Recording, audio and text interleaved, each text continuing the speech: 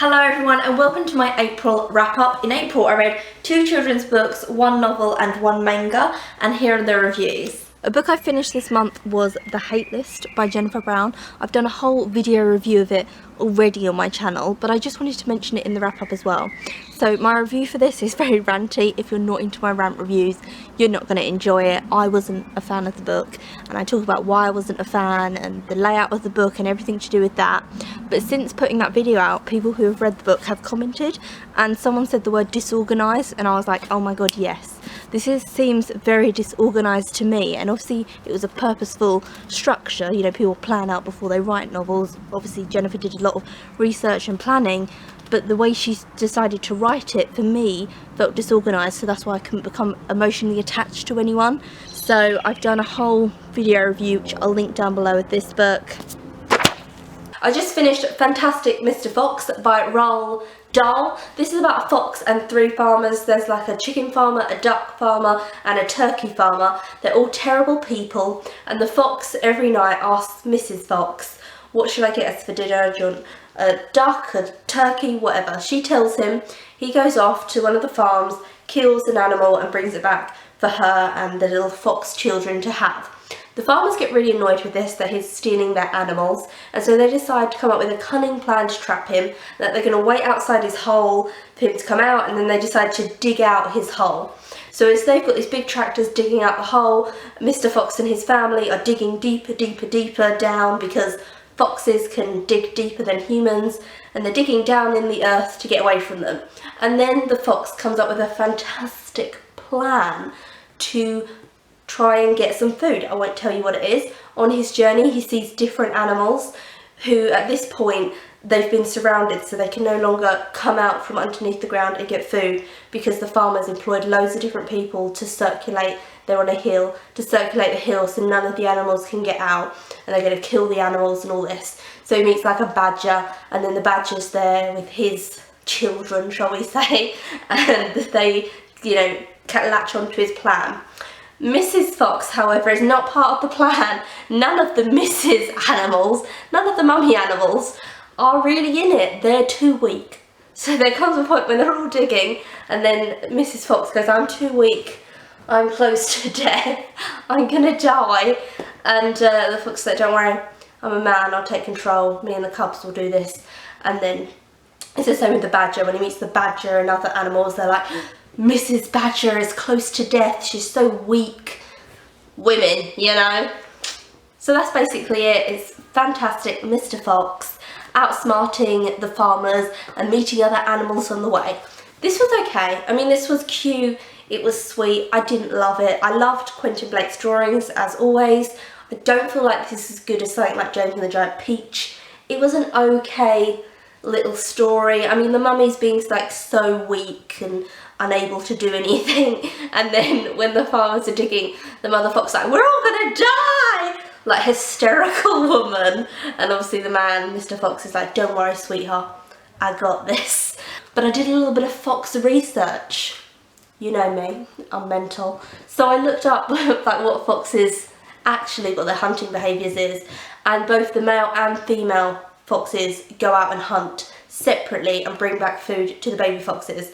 So it's not accurate, is it, Roald Dahl? But, you know, it's a children's book. It's also not accurate, the foxes wear suits and ties. So another interesting fox fact that I found out is that male and female foxes will get together and then like mate and have little fox children, and both go out and provide for the fox children, and then at certain times during the year the female fox will just tell the male fox to leave, and he'll just have to go and live by himself somewhere else, and then she will be the sole provider for the baby foxes and look after them and raise them, and then she'll let him back when she wants. I mean, I don't know why she just gets him to leave, but she does, and then she'll let him back at different times in the year, and he can come and like watch them and provide as well. So the female fox really provides for foxes majority of the time, because when the male fox isn't there, she's providing. When the male fox is there, she's providing. She's not really going to be there in a week. But then, like I said, this isn't an actual true event, like biography of a fox. There was a bit that I did really like, and it's when the fox, badger and a little fox baby and a rat all get pissed up. They all start drinking cider and get drunk out of it. I enjoyed that bit of them getting a bit, you know, off their faces. I thought that was fun, but overall this was okay. I wouldn't have liked this as a child at all because I was really obsessed with the film Chicken Run, and in this he like snaps a chicken's neck and kills it, and I'd have been like, no. I'm very negative about everything to do with Roald Dahl. It's because I'm not really a fan of his. I love James and the Giant Peach. I think it's an absolutely fantastic book, and that is one thing that I think is just stunning. So I do love that book, but the rest of his books I'm very meh about. I'm not that interested in. I never read them as a child because I never read as a child. So I don't care, but the reason I am reading them is just because I want to look through Quentin Blake's drawings and see, you know, everything he's ever done. I've just finished Moppy is Happy. This is by Jane Asher and Gerald Scarfe. This is a married couple. Jane writes the stories and Gerald illustrates it. His illustrations are so trippy. This is a children's picture book, by the way, which I don't think I've ever reviewed on the channel. You can see how trippy his drawings are, very colourful. I really liked the art style. I think if you're a fan of Quentin Blake, then you will like his stuff. So basically this is the first book in the series, and Moppy is this little alien creature here, and he feels different emotions. It's about getting children into like emotions. I thought it was going to be like Pixar's Inside Out, and that's why I got it. I was like, oh, is this like original Inside Out? And it is. So in the first one, this is Moppy is Happy, so it's going to turn yellow, and you're going to get an introduction to Moppy and how he gets to stay with the little boy, and then every other one is a different emotion, which I thought was a good idea. I didn't think I'd have like a big opinion on this. I just thought I'd say I like the art style, I got it for the art, that's it. I have a lot of children's picture books because I like Shirley Hughes and Quentin Blake, and I just like it for the illustrations.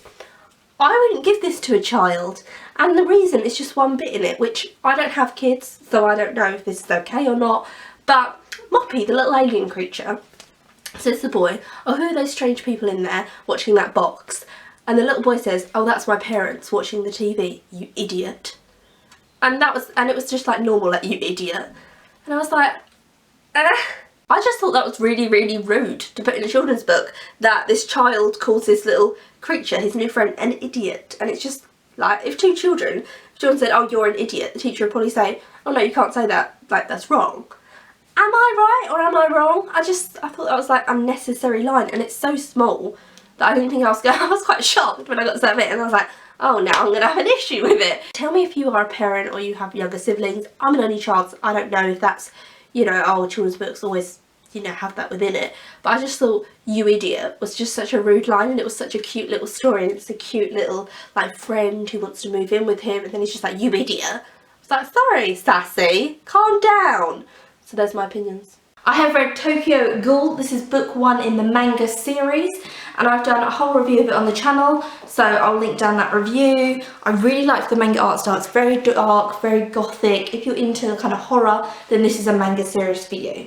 I hope you enjoyed this video. If you did, then comment down below and tell me what your thoughts and feelings are. I think I did quite well this month, like reading wise, because the hate list, it was a chunker of a book to get through, and you know, I had some very strong opinions on it, so it was a difficult month to get through that book.